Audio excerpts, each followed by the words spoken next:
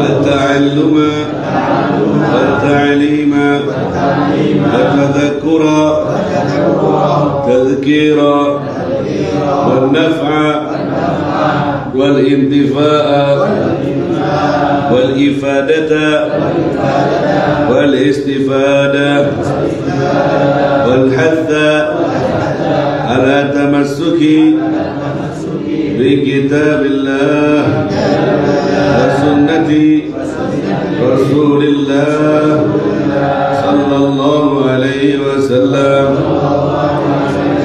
والدعاء إلى الهدى والدلالة على الخير ابتغاء وجه الله ومرضاته وقربه وثوابه من الله تعالى. فاتحة.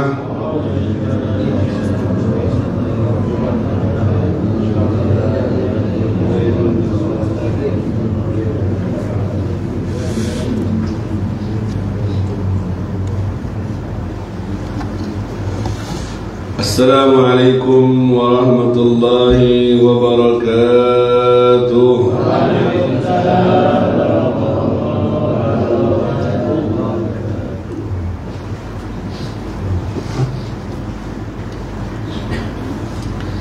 Alhamdulillahi rabbil alamin.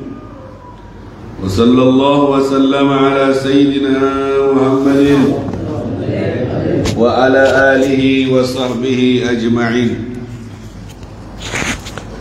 Rabbi shrah li sadri wa yassir li amri wahlul 'uqdatan min lisani yafqahu qawli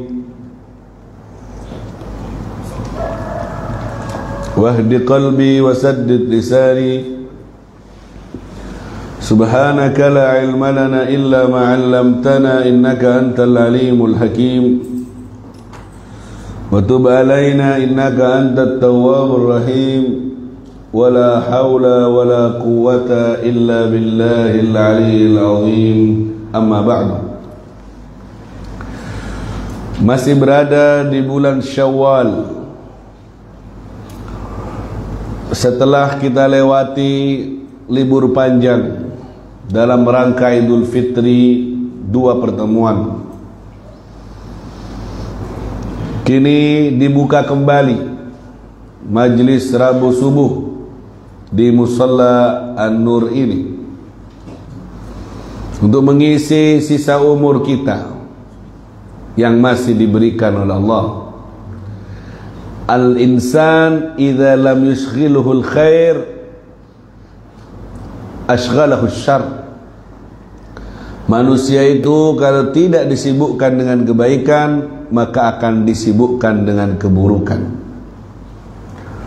Kalau kita tidak mau mengambil alih, menyetir, mengambil alih untuk mengisi waktu yang kosong itu, menjadwalkan dalam kebaikan seperti hadir di majelis ta'lim seperti ini, maka kekosongan waktu itu akan dirampas oleh keburukan, sehingga yang terjadi isinya adalah keburukan. Wal iyadu billah. Makanya mau tidak mau kita harus sibukkan diri dengan aktivitas yang baik agar tidak disibukkan dengan keburukan. Kalau sudah sibuk dengan kebaikan, tidak bakalan keburukan menghampiri. Al-mashghul la yushghal. Orang yang sibuk tidak bisa disibukkan lagi dengan yang lainnya. Telepon yang sudah berdering ditelepon oleh orang lain, maka tak bisa orang lain untuk nelpon masuk ke telepon kita. Akan terdengar suara nomor yang Anda tuju sedang sibuk. Manusia kalau sudah sibuk dengan kebaikan, hadir di majlis, mengisi subuhnya dengan majlis ilmu, zikir, maka keburukan tidak akan masuk ke dia. Maksiat, dosa, tidak ada lagi kesempatan untuk itu karena sudah sibuk dengan kebaikan. Yang bahaya jika kita biarkan waktu kita kosong, di rumah tidak ngapa-ngapain, diem tok, di situ setan akan datang. Karena kamu tidak memilih satu kesibukan yang baik, maka keburukan akan menghampirimu. Wa na'udzubillahi min. Maka dari itu, nanti di hari kiamat manusia akan melihat lemari-lemari, 24 lemari. Sebagai perumpamaan 24 jam dalam sehari semalam dari hidupnya. Ketika dibuka, terisi gelap gulita. Kemudian terdengar suara, ini adalah waktumu yang kau isi dalam dosa dan maksiat. Terdapat kegelapan. Akhirnya dia menangis, karena yang seharusnya berisi harta karun, membahagiakan dia, ternyata gelap. Kemudian dia buka lagi, buka lemari satunya, dibuka, terdapat cahaya yang terang benderang. Kemudian terdengar suara, ini waktumu yang kau isi dalam kebaikan. Senang dia, senang dia melihat lemari itu berisikan cahaya yang terang benderang. Bahagia dia. Kemudian dibuka lagi lemari yang ketiga, dibuka, isinya kosong, tidak cahaya, tidak juga gelap, kosong. Kemudian dia meratapi, menyesali, Allah, emannya seandainya aku isi dengan kebaikan akan bertambah cahaya untukku. Dia menyesal sekali karena kosong. Dia tidak kecewa sekali karena membiarkan waktu itu kosong, tidak berisi apa-apa. Begitu perumpamaan yang disampaikan oleh ahli ilmu bagi manusia yang akan melihat histori kehidupannya selama hidup di dunia. Mereka yang membiarkannya kosong akan menangis dalam penyesalan. Mereka yang membiarkannya dalam kegelapan akan menangisinya walaupun dengan tangisan darah, namun tak ada manfaat penyesalan di hari itu. Bahkan mereka yang melihat cahaya sekalipun, mereka berandai-andai, seandainya aku tambah, seandainya aku tambah. Jadi semua merasa menyesal karena merasa kurang dari anugerah Allah Subhanahu wa ta'ala. Makanya saya kira sudah libur 2 kali itu sudah banyak. Ternyata masih ada yang minta tambahan, mintanya libur 3, 4 minggu, 5 minggu. Dan ini terlihat soft yang masih tambah ke depan. Atau mungkin jajan lebaran masih banyak di rumah, masih proses menghabiskan itu semua. Bapak Ibu ingat, tiap hari kita di dunia ini hakikatnya semakin meninggalkan dunia. Tiap hari dari Senin ke Selasa, Selasa ke Rebo, tambah dekat sama dunia apa tambah jauh dari dunia? Setiap hari itu ngantarin kita tambah jauh dari dunia dan tambah dekat ke akhir. Ke waktu pulang tambah dekat. Ibarat bom waktu, tambah dekat ke waktu yang ditentukan. Jadi harusnya tambah ke belakang, harus tambah semangat. Karena hakikatnya tiap hari ngantarin kita tambah jauh. Kita kebalik, sudah tahu tiap hari tambah jauh dari dunia, tapi kita tambah doyan ke dunia. Dari muda ke tua, dari tua ke tua banget. Itu hakikatnya ngantarin kita tambah jauh. Badan kita memberi isyarat itu. Gerakan tangan yang tadinya lincah mulai tidak lincah. Gerakan jalan yang tadinya normal sudah agak miring. Yang biasanya bisa ngangkat kaki dengan sempurna, loncat-loncat, sekarang sudah bisa ngosot. Kuping yang biasanya normal dengernya sudah agak kopok. Mata sudah mulai kabur. Itu sebenarnya jam beker Yang bangun kita bangun, waktunya sudah hampir. Ya kan? Uban yang bertaburan itu adalah peringatan. Tambah jauh kamu dari dunia. Kamu harus diganti. Anakmu sudah nunggu yang mau gantiin kamu. Sudah besar tuh, sudah kawin dah. Sudah punya anak dah, sudah punya cucu dah. Udah deket. Kalau kamu udah ambil ahli, dah sergap, dah siap, maka tamu itu akan datang. Kepastian itu pasti datang. Yang pasti di dunia ini, yang yakin kenyataannya di dunia ini adalah kematian. Makanya bahasa Qur'annya itu wa'bud rabbaka hatta ya'tiyakal yaqin. Sembahlah Tuhanmu sampai datangnya keyakinan. Apa yang dimaksud keyakinan?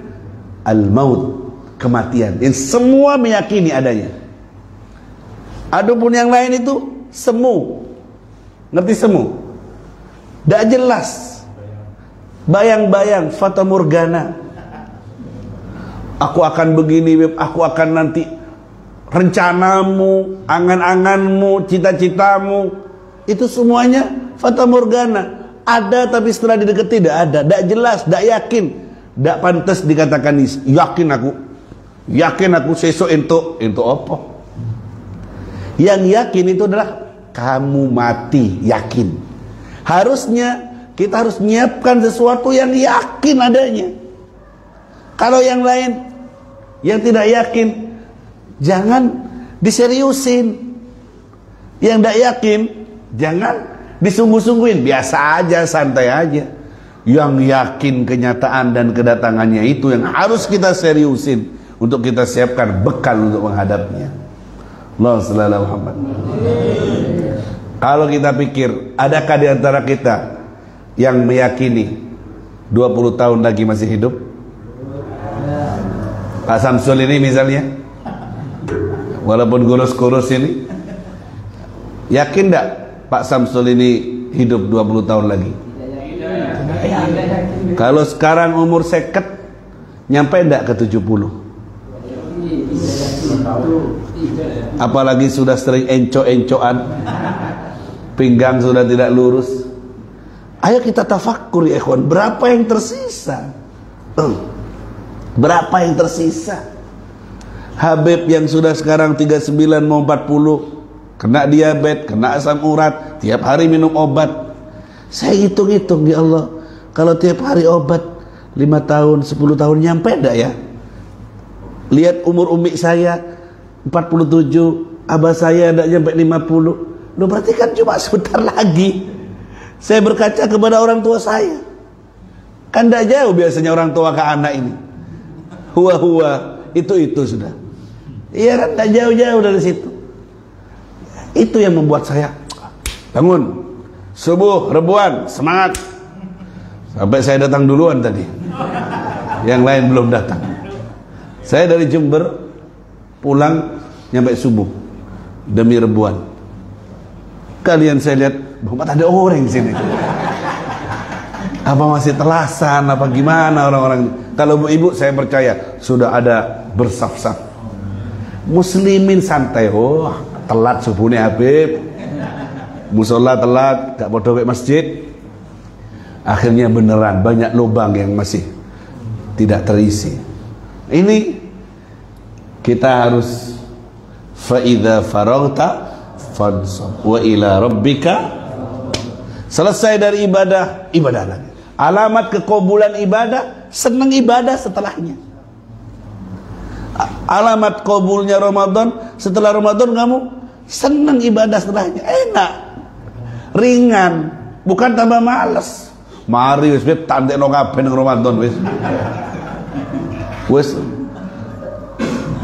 Atau ada yang bingung dengan faktor ekonomi. Mari riyo wis entek duwe entek kabeh, kosongan wis saiki. Bingung dia. Itu endi? Ka ono zakat meneh wis. Ramadan tok zakat malnya orang, bingung dia. Ada yang ujiannya di situ, ada ujiannya yang di penyakit, ada ujiannya yang darul mihan. Memang tempatnya ujian, bukan tempatnya bukan tempatnya senang-senang. Digituin sama Allah agar kamu tidak betah di dunia, agar kamu kangen akhirat, kangen kampungmu yang sebenarnya. Penyakit lagi, seret lagi rezeki, masalah lagi, agar kamu kok ngene ya dunia ya, ngono lho. Biar kamu udah asik-asik, agar kamu balik sama Allah, agar kamu curhat lagi sama Allah, kangen sama akhirat. Itu kampung halamanmu. Sampai dikasih teguran-teguran ujian yang seperti itu. Cuma kita ini memang terlalu, walaupun dikasih sakit ujian, sik doyan naik, sik seneng naik, sik males, karena terlalu tebalnya hijab di antara kita. Makanya kalau tidak kita paksain hadir di majelis ilmu, kumpul dengan orang soleh, mujalasatus solihin, kumpul sama orang soleh. Kalaupun tidak nemu orang soleh, kumpul sesama urunan soleh, ngerti? Untuk urunan duit, urunan kesolehan. Ini yang ahli puasa, ini yang ahli sholat tepat waktu, ini yang ahli sedekah, ini yang ahli baca Quran, ini yang ahli. Masa gak isoleh urunan? Dari 50 orang, 100 orang, urunan soleh kumpul jadi satu, jadi soleh semuanya. Minimal kita begitu, ya, untuk mengisi itu. Obat resep paling mujarab di akhir zaman adalah kumpul dalam kesolehan untuk menyelamatkan kita. Harusnya ketika sudah dicuci di Ramadan, sudah bersih, sudah ringan, tambah ringan jiwanya untuk beramal soleh, berbuat baik. Untuk puasa dia gampang, untuk solat dia gampang. La takunu kallati naqadat ghazlaha ba'da an quwatin ankatha. Itu ibu-ibu tiap hari jahit dengan benangnya, dirapiin satu-satu, dikumpulin sampai jadi kain. Sebulan yang ngumpulin benang sampai dirapiin jadi satu, jadi kain yang bagus, jadi BHS. Setelah sebulan dicopotin satu-satu. Ya capek dia. Tiap hari kerja ngumpulin benang sampai jadi satu kain yang bagus. Sebulan 2 bulan dapat satu. Sudah selesai dicopotin satu-satu. Jangan seperti itu. Tiap hari sudah puasa Ramadan, tarawih, khatamin Quran, jangan aja saya norok 1 juz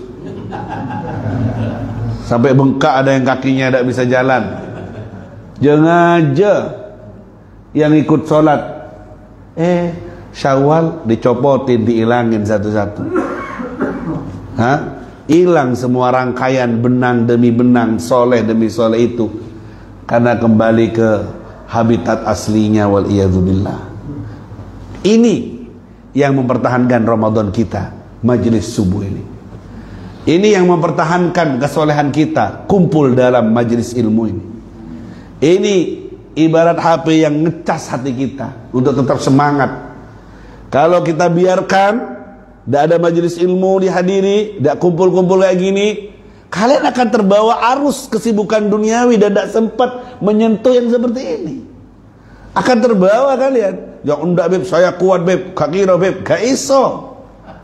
Manusia itu gampang terbawa arus, lemah. Tidak ada yang bisa menjamin keselamatan kita.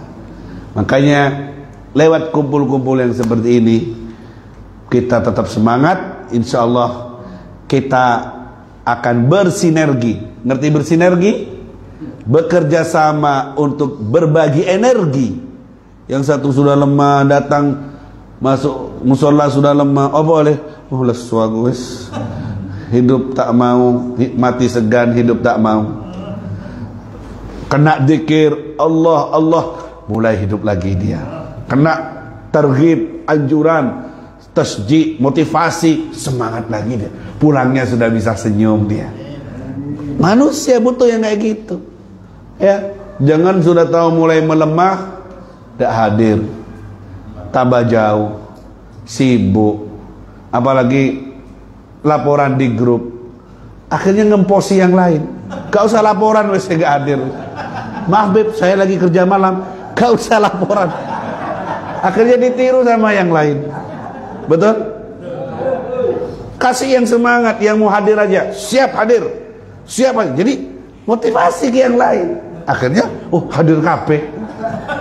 Lega hadir, weh meneng ae wis. Rame-rame cuk laporan. Karena ada uldur saya. Iya wis. Kita doakan semoga Rabu depan hadir. Ini saya lihat gak hadir. Aduh, kempes. Pengumuman sampai kurang bergairah, tak tambahin lagi. Ayo besok hadir semuanya. Ya, ada yang kasih stiker siap meluncur. Naik sepeda pancal, ternyata orangnya naik sepeda motor. Berarti bohong itu. Ya, jadi yang tidak hadir, sakit atau udzur, biarlah. Jadi kita husnudzon. Insyaallah ini tidak hadir karena ada udzur. Yang hadir, tidak apa-apa, komen di grup. Siap hadir, siap hadir, begitu. Yang tidak hadir, ojo komen wis. Takut ngembosi yang lain. Karena ngefek, ya, ngefek itu kepada kesemangatan yang lain. Allahumma shalli ala Muhammad. Baik, para jamaah yang dimuliakan Allah, berikan saya waktu sebentar untuk menyampaikan amanah ilmu yang perlu saya sampaikan dari kitab Sulamut Taufik.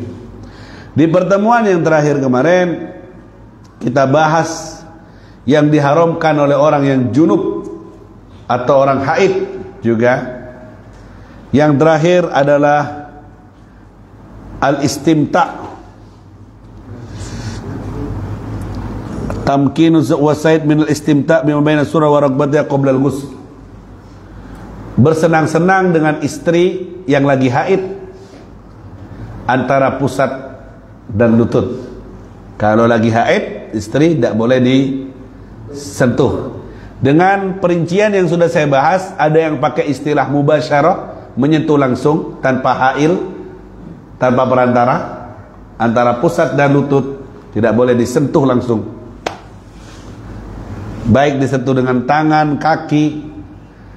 Kalau yang pakai istimta, bersenang-senang, berarti melihat pun tidak boleh. Walaupun tidak nyentuh, tapi melihat dengan syahwat antara pusat dan lutut, dilihat dengan bernikmat-nikmat, itu tidak boleh. Misalnya mau melihat pemandangan teh di mana, Gedung Gambir, itu perincian yang sudah lewat.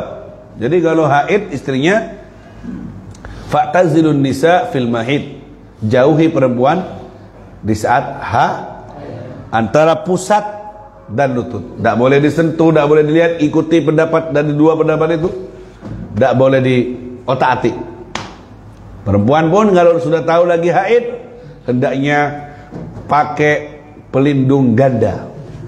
Tulisi, awas gandengan, tergandengan itu awas, bahaya, demi keselamatan. Jangan waktu haid dandan yang cantik, baju seksi. Waktu suci pakai daster lobang-lobang, pakai balsem. Wah, ini mengecewakan kaum Adam.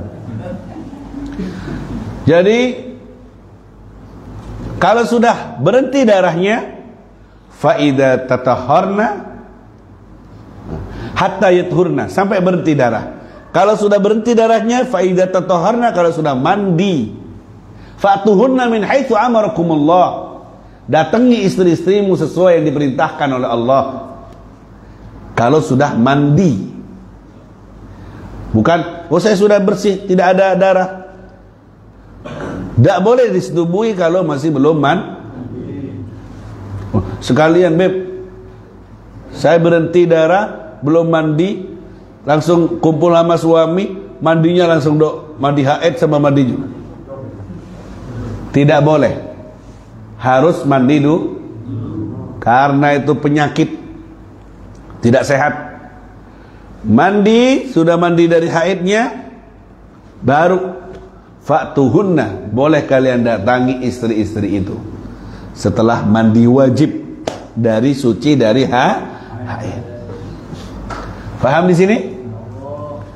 Ini tuntunan syariat, tuntunannya Rasulullah sallallahu alaihi wasallam. Allahumma shalli ala Muhammad. Dan sudah kita bahas di Ramadan di 10 hari terakhir waktu itu. Sekarang saya tambah. Faslun fin najasah wa kaifiyati izalatiha. Fasal menerangkan tentang najis dan bagaimana cara menghilangkannya. Wa min surutis shalah at-taharah anin najasah fil badan. Termasuk syarat sahnya salat suci dari najis yang ada di badan, wasaub dan yang ada di baju, wal makan dan yang ada di tempat. Allah saudara Muhammad. Suci dari semua yang najis yang ada di badan, hatta dakhil anfi, walaupun di dalam hidungnya, atau di mulutnya, atau di matanya, atau di telinganya ada najis, harus dibersihkan, harus bersih. Kemudian wasaub, di baju, dipakai pakaian, semua yang nempel ke badannya itu pakaian.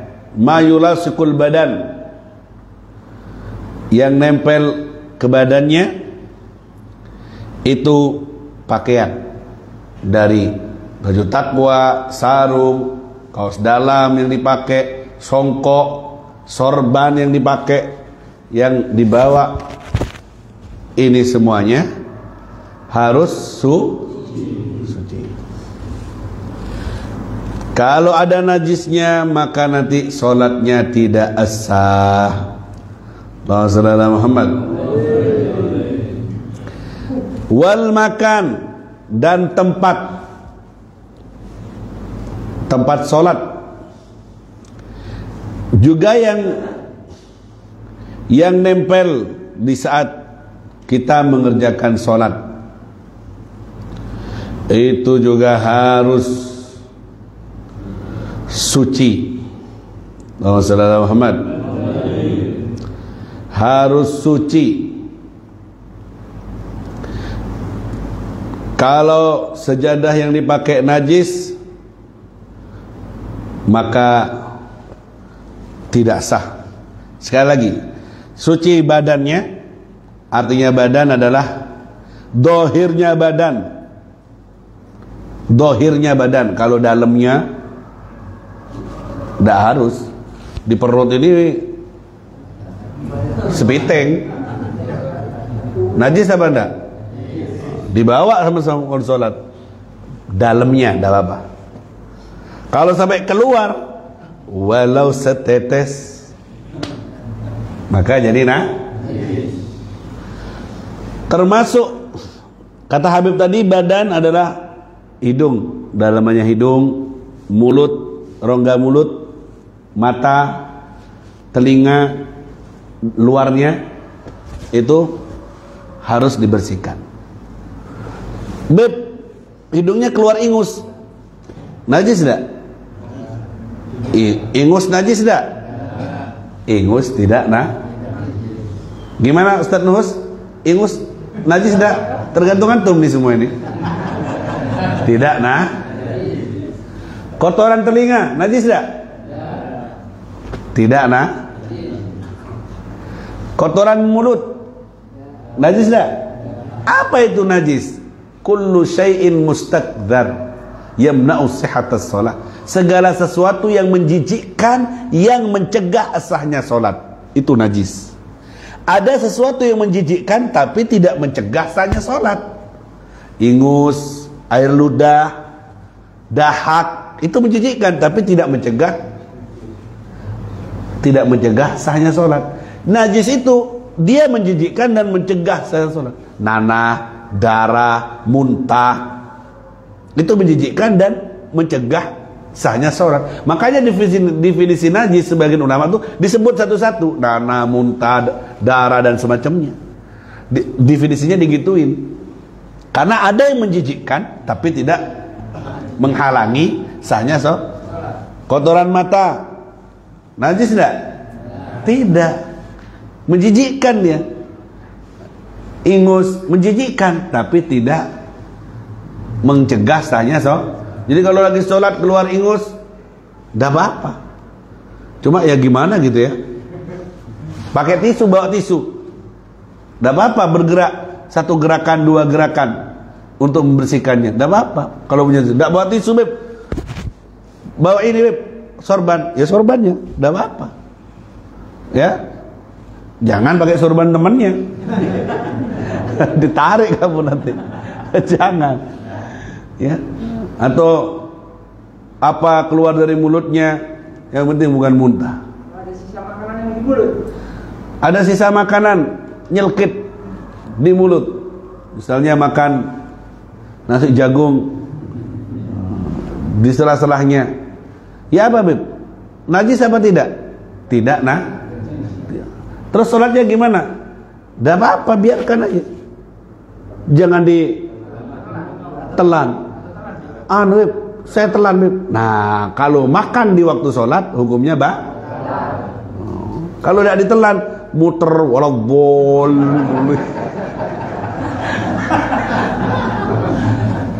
Yang penting tidak ditelan atau dibuang, meludah di waktu sholat, tidak apa-apa. Nabi pernah melakukannya itu dalam hadis, meludah ke kiri. Tapi kalau kalian di masjid kayak gini, meludah ditarcemen sama takmirnya nanti. Lebih baik pakai sorbannya atau diambil dengan tangannya, simpan di koceknya sisa-sisa makan itu. Kalau harus memang dikeluar. Beb, yang lepas giginya, Beb. Karena gigi palsu. Walaupun kayak almarhum Kasiyadi itu dulu tajak berenang ke Jember, giginya hilang. Hilang di kolam renang. Akhirnya lomba mencari gigi yang hilang. Ada almarhum Haji Rahman juga ikut waktu itu ya. Kapan-kapan nanti majelis serbuan saya ajak ke kolam renang semuanya. Tapi gigi harus diikat semuanya. Takut hilang ya. Allah saudara Muhammad. Suci badannya, suci juga bajunya. Yang dimaksud baju malbus, yang dipakai, wal mahmul, yang dibawa, walaupun tidak bergerak dengan gerakannya, dan semua yang bersambung dengannya. Jadi sorban dipakai, ya ini harus suci. Songkok yang dipakai harus suci. Pulpen dibawa, ya harus suci pulpen. Siwak dibawa, harus suci. Cincin dipakai, harus suci. Itu juga namanya pakaian. Dalam kata definisi bab sholat, pakaian adalah semua yang dipakai. Cincin, apalagi pokoknya yang nyentuh dengan badannya. Ya. Uang juga. Kalau di dompet, misalnya bawa uang, harus suci. Kalau di uangnya ada najisnya, ya disimpan di luar, keluarkan. Ya. Dan juga, itu najis dohir maksudnya. Wala sebenarnya uang dibawa sholat itu najis batin itu. Tidak pantas sholat bawa Allahu Akbar, satu segi. Jadi kalau mau sholat lepaskan dulu bang. Kalau ada najisnya uangnya, ya bisa batal sholatnya. Kenapa uang kok bisa najis? Ya mungkin kesentuh dengan barang najis sebelumnya. Atau bawa dompet sholat, dompetnya harus nggak boleh. Misalnya bawa apa? Bulunya hewan yang tidak dimakan dagingnya, bulunya kucing, hukumnya apa? Sya'rul hayawan ghairu ma'kul. Bulunya hewan yang tidak dimakan dagingnya itu hukumnya seperti apa? Hewan yang tidak dimakan dagingnya. Kucing dimakan enggak? Bulunya itu dibawa sholat bisa batal. Dimaafkan kalau sedikit. Kecuali memang kerjaannya ngerawat kucing, itu dimaafu dan tidak bisa menjaga diri darinya karena tiap hari Tapi kalau pada umumnya cuma punya kucing satu, bukan fokus ke situ. Ada bulu kucing di situ, nempel di ruko, nempel di baju, maka hukumnya apa? Najis. Hati-hati yang punya kucing. Hati-hati yang punya kadang lebih cinta sama kucingnya daripada suaminya. Kucingnya dielus-elus, setiap suaminya tidak pernah dielus-elus. Ada enggak? Kalau ada, Pak, peke kucingnya jual ke pasar. Masa lebih cinta sama kucingnya. Ini biasanya ibu-ibu. Kalau bapak-bapak, ayam jago biasanya. Wassalamualaikum Muhammad. Makan tempat harus suci juga. Yang nempel di tengah-tengah sholat. Waktu kamu sholat, nempel ke apa saja, itu namanya tempat yang harus suci. Tempat yang harus suci. Allahumma shalli ala Muhammad. Wal mahmul lahu fa in laqahu najis. Ini ada beberapa masalah. Allahumma shalli ala Muhammad. Penting ini. Lau shalla wa fi thawbihi aw badanihi najasatun lam ya'lamha. Kalau ada orang sholat, ternyata di bajunya, di badannya ada najis, dia tidak tahu. Au alimaha, atau dia tahu di badannya atau di sarungnya ada najis, thumma nasiya, dia lupa, dia sholat. Wa tadzakkar, terus dia ingat. Gimana hukumnya? Sholat, di badannya ada najis, di bajunya ada najis. Dia tidak tahu, setelah sholat baru tahu. Atau sebelumnya dia tahu bahwa najis sarung saya ini. Setelah sholat ingat, ya Allah, kan najis sarung saya. Gimana sholatnya? Wajibat alaihi al-i'adah fil halatain. Wajib atasnya mengulangi sholat. Karena dia yakin waktu sholat bawa Paham? Paham? La tasihu salatu man qabada biyadihi tarfa hablin muttasilin binajas wa illam yataharrak biharakati.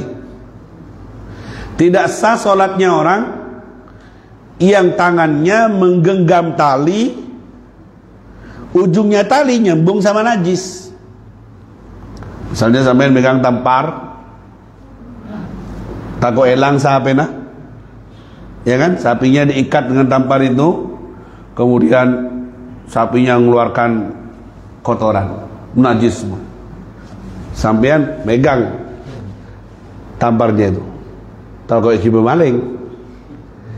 Sampean megang tali yang nyambung dengan barang najis, maka salatnya tidak li'annahu hamil limuttasil binajis. Dia seakan-akan membawa kalau cuma disimpan di bawah kakinya, diinjak, tidak apa-apa karena tidak dikategorikan membawa. Yang tidak boleh kalau itu seakan-akan dia membawa najis. Paham di sini? Ini penting loh, eman ini. Kalau tidak saya teruskan, sudah jam 6 lewat seperempat tadi. Bab darah, gimana hukumnya keluar darah waktu ya Pak, sekarang apa Rabu depan? Mak bingung sampean. Hah?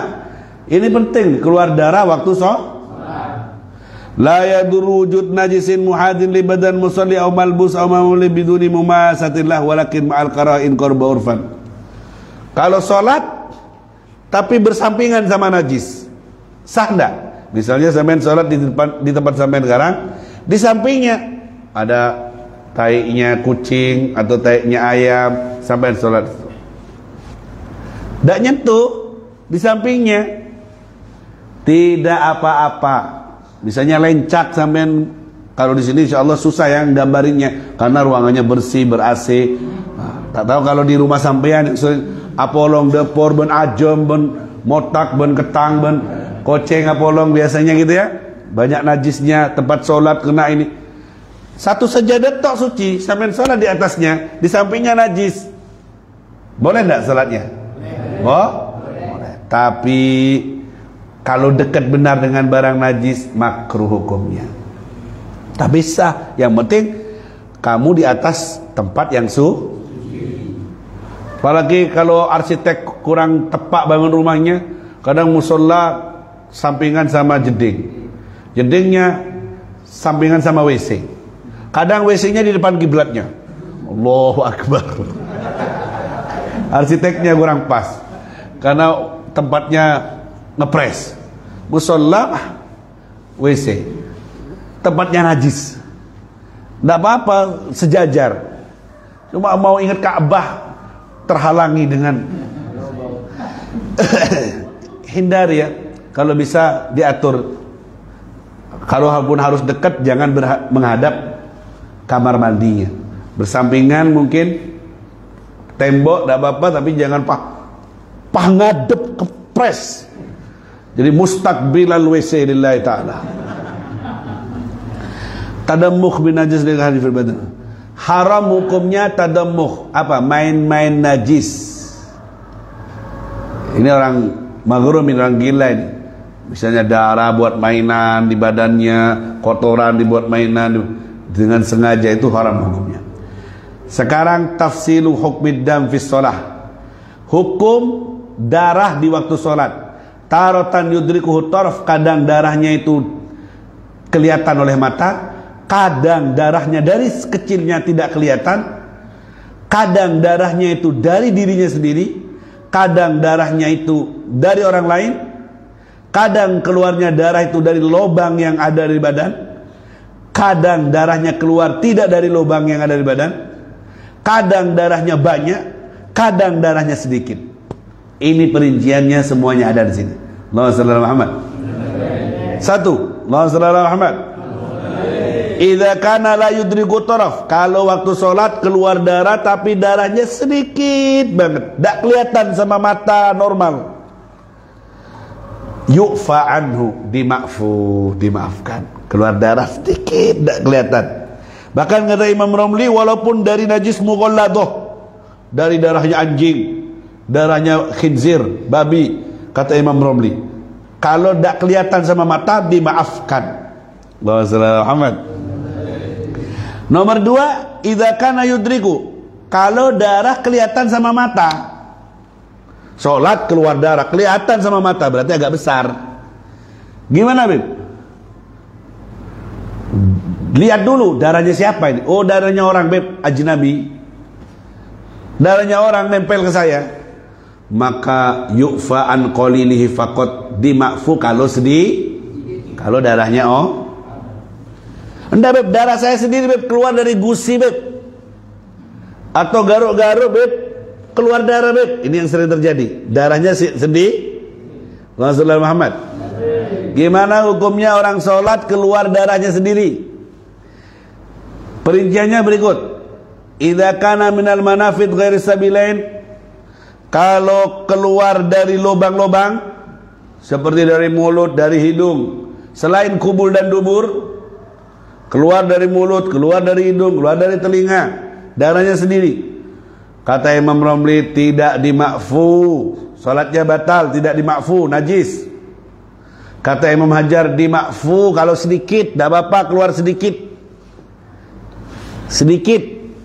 Sekali lagi, kalau darahnya sendiri, kata Imam Hajar, dimaafkan kalau sedih, tidak dimaafkan menurut Imam Rom. Kalau keluarnya dari lubang-lubang yang ada selain kubul dan dubur.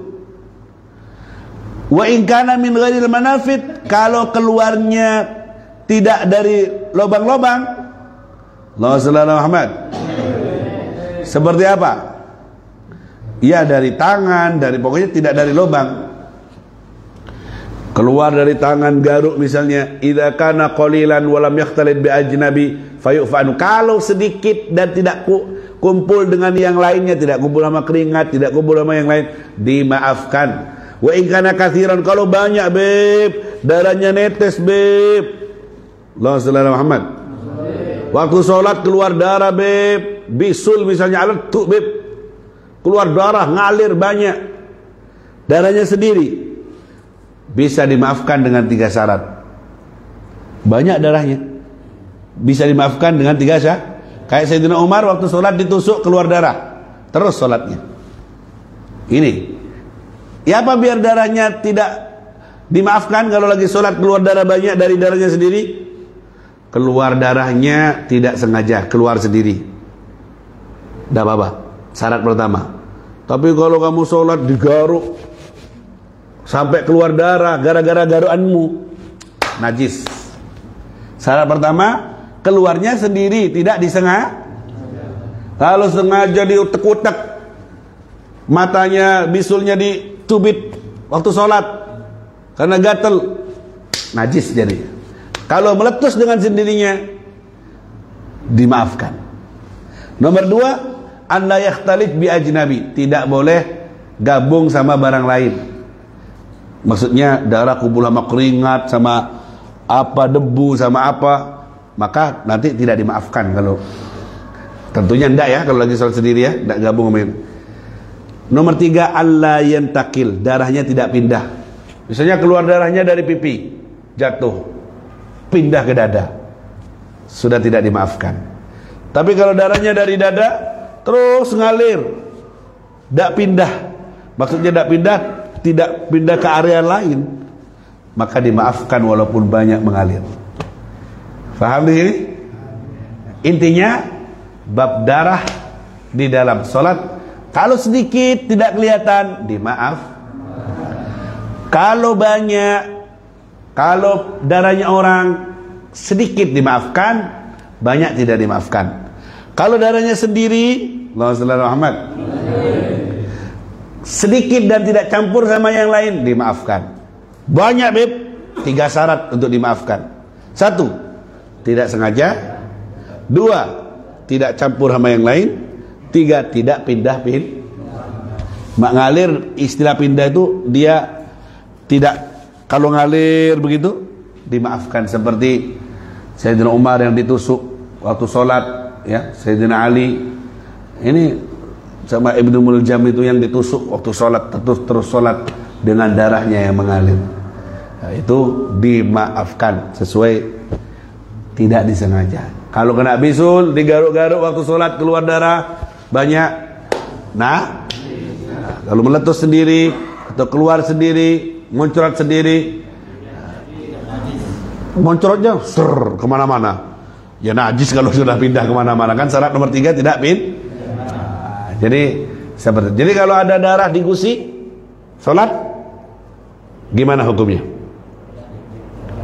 Ada darah di gusi, najis tidak?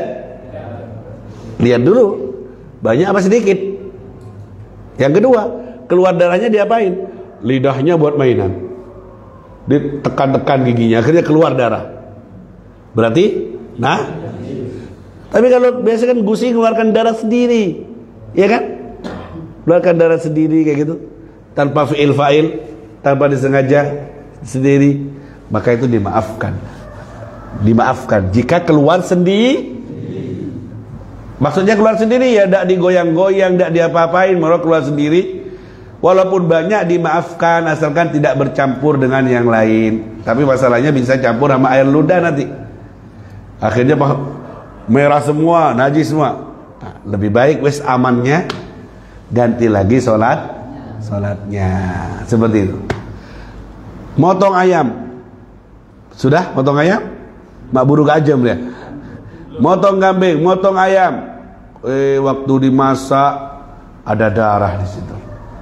Sudah jadi kari ayam, mau dimakan ada darahnya di situ. Najis apa tidak? Tanya sama ibu-ibu yang motong, hukumnya darah yang tersisa di makanan atau di hewan yang setelah jadi kare, dikasih masako, dikasih semuanya, dibuka mau dimakan pahanya ayam, ada darah di situ mengalir. Bolehkah dimakan? Apa dicuci lagi, dimasak lagi sampai hancur? Ini PR pekerjaan rumah Rebu depan harus digarap. Ya, ya apa caranya? Googling, cari Google, tulis di buku. Hukum makan ayam yang masih ada darahnya setelah dimasak. Cari di Google, Tanya Syekh Google, Syekh YouTube. Yang penting tidak nanya sama Syekh gila. Ditulis biar ada manfaatnya, bawa buku. Nanti saya tanya Mas Nuhus, Pak RT, Khairul, nanti rujukannya kitab apa, ya Pak Muryadi, pokoknya semuanya nulis biar ada pekerjaan rumah. Nyata tau apa Mas? Ilmu ini no PR toko HP ini sampai lek masak iku lho ono gede nih ya apa hukumnya. Siap datangkan PR ini Ustaz Syafi'i? Siap ya, kasih rujukan kalau bisa sama bahasa Arabnya, ini dalilnya. Poh, ini jadi santri yang luar biasa ini ya. Mudah-mudahan itu nanti dengerin tulisan pulpenmu di bukumu yang menulis ilmu, bukan nulis utangnya orang. Itu nanti ditimbang sama Allah lebih berat daripada darahnya orang yang mati syahid. Orang mati syahid keluar darah 1 kilo 2 kilo masih lebih berat tinta pulpen yang kau pakai untuk nulis ilmu, lebih berat. Artinya pahalanya lebih besar karena manfaatnya kau ceritakan ke istrimu, kau ceritakan pada tetanggamu, jadi tahu, akhirnya tahu mana yang haram, mana yang suci, mana yang najis. Selamat menulis, selamat mencoba. Nanya siapa Beb? Nanya Syekh Google. Nanti pilih yang NU di situ, rujukannya yang jelas, banyak di situ. Nanti saya cek. Yang penting jangan milih yang sesat-sesat. Ya apa tahunya sesat dan tidak? Tulis aja wis, nanti saya yang nyaring ya. Yang penting sampai nulis. Ya mudah-mudahan minta maaf 6:30. Sekarang saja agak lama ya, minta maaf tanpa mengurangi penghasilan jenengan. Insyaallah tambah lama tambah banyak hasilnya. Ya, pulang dari sini mulai beraktivitas, Allah dapat transferan yang tak terduga dari orang yang tak dikenal, potong pajak 50%. Mudah-mudahan semuanya dikasih sehat afiat, barokah umur, dan saya dan jenengan tetap bersama sampai ke surganya Allah fi khairin wa lutfin wa afiyah. Al-Fatihah.